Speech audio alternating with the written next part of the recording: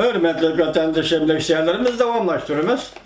Bugün Çeysaq 2019 yıl 10. ayının 8. günü haftığı seyşembe mavzumunda tafsilatla aşkaralı değil ki Liu Washington'da oturup koygan yadroluk talepler söhbetten çıkarıp yetişini oturup koydu.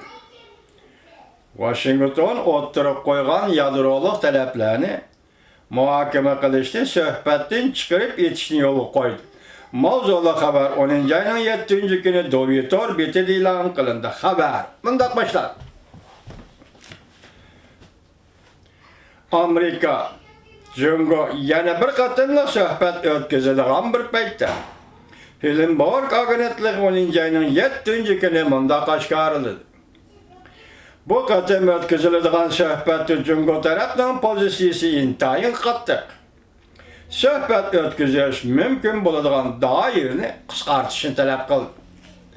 Demek tünügüllerden biz silah gidemediğin tok vatandaş, Jungo'da bir parça umumizlik başkuruş ve Ali Abdonomiye deydiğin bir makalı geldi, meydanı yuvaş olup kaldı Jungo'nun digeri de. Şunun için andın hazır söhbet aldı da işkili devlet. Amerika koşmuşlarla Jungo'nun münasibeti yaşlanğanda kılıdı, bu katım söhbetli kelişim imzalayılğanda kılıdı, didok. Ameliyatı bulanın hemisi başkaçı bir görünüşken, hazır bir keçi içinde vaziyet özgürüp gitti vatandaş, bak özgürüp gitti. Söhbet mi kanlaşmaydıqandek durdu. Biz tüvende sözlerimiz bu doğru. Hillenborg 10. ayının 7. günü haber kılıp mındak görsetdi. 10. günü ötküzüldüğün yeni bir meydan söhbetinin arpısında Jungo hükümet emeldarları bir işaret verip, Prezident Trump'dan kayın kölemlik gelişim imzalaş taleplerine kızıkıştan kemligini görsetdi. Haberdar kişiler bunda kaşkarıldı. Jungo'nun muavveziri Jungo taraf söhbet vekili Liu 13. nöbetlik söhbetke katlaşıdığın Amerika taraf vekillerine mındak dedi. Washington'a bir türlük talep koyumuz. Jungo'nun sanat islahatı, sanat siyasi islahatı ve hükümetin maliyetin pul koşup bir iş meselesi bugünkü sohbette muhakemeden çıkarıp itilişi gerek. Bunlar değil Washington'un yadroluk talepleridir. Hillenborg bunda görsetti. Bu teklif Prezident Trump hükümetinin yadroluk taleplerinin biri bulup muhakemeden çıkarıp itiş Jungo vekili tarafından talep kılındı.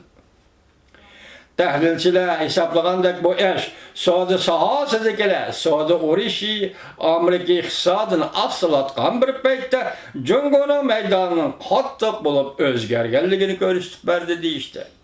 Biz çünkü liksiyerimiz değil mi dedik? Şeytanın liksiyesi de Amerika'nın iktisadı coş olup ravajlavatıdı dedik. Bak haber yani başka hiçbir şey çıkıyor.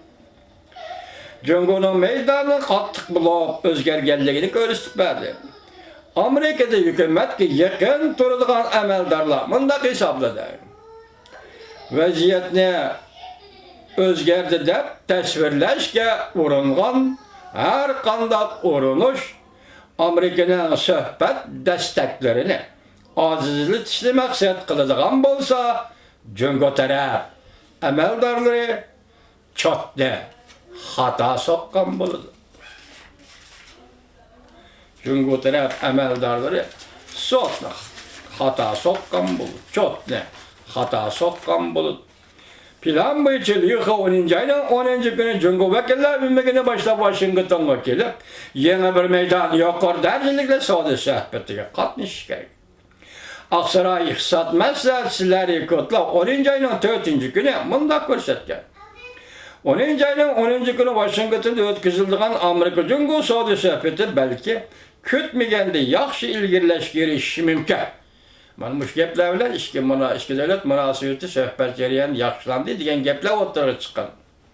Erishim mumkin. Men faraz qilayotganim yo'q degan edi. Mening bundaq deganlikim shundaq mumkinlikni chetga qoqmaymiz deganlikda.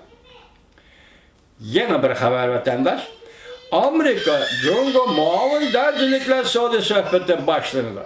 İki taraftan bir-biriga yol qo'yadigan alomatlar ko'rilmaydi. Mavzulu xabar 10 ayning 7 kuni Reuters agentligi tarafidan e'lon qilindi. Reuters 10 ayning 7 kuni xabar qilib bunday ko'rsatdi. Muavin darajali suhbat vakillari suhbat boshlaydi. 15 ay davomlashgan ikki davlat o'rtasidagi savdo urushini hal qilmoqchi bo'lib o'tdi.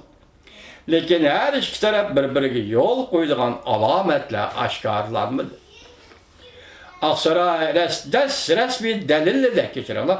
Cumhur'un Mao Veziri Liu Amerika'nın savdo vakili Leitzer ve Maliye Ministeri Munet'in katlaşılan savdo sohbeti Perşembe günü başladı.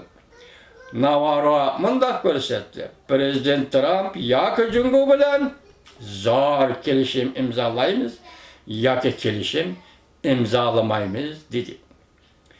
İkinci bir xil vaziyatning murakkab o'zgarishi omillari Amerikaning Shangang namoyishini qo'llaganligidir. Demak, bu suhbat boshlanishining oldi keyinda kelayotgan vaziyatga o'zgarish deydi.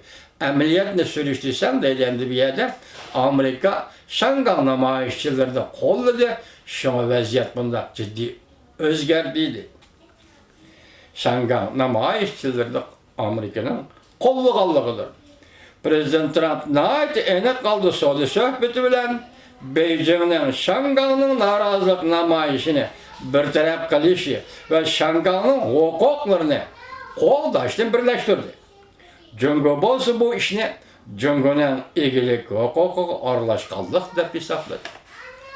Demek sen savdo söhbətida g'alaba qilaman yoki naf berishiman desang, Shangang masalasini to'g'ri bir taraf qil. Shangang meselesine doğru bir taraf kılmasak başta nimiz edip, iki devlet ortasında savdo kelişimi imzalanmayı mavzu düşündük değil. Başta Prezident Trump'la not kadar.